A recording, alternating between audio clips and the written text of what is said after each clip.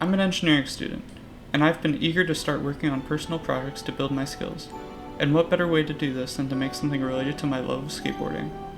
Here's how I coded, designed, soldered, planned, and constructed each part of my remote-controlled multi-effect RGB skateboard lights.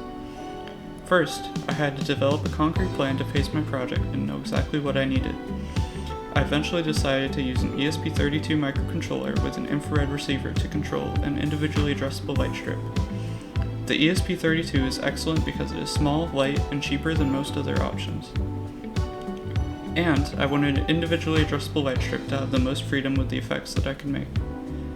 Speaking of the effects, this was the part of the project with the most creativity and the part I had the most fun with. Once I figured out how to decode the infrared lights into usable signals to control my code, I eventually chose to design 6 unique effects, as well as the options to cycle through them automatically and change the speed at which they would run.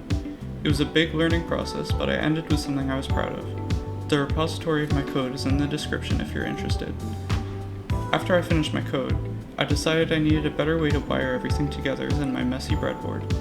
So, I taught myself how to use circuit board design software. I chose KiCad for this because of its reputation as an easy-to-learn program. This was one of the most painful parts of the project for me, especially when I ordered my finished project just to find out I had made it 1/10 of an inch too small. I quickly fixed this issue and was ready to put it all together. All that was left to do was to solder everything together and connect it to the board.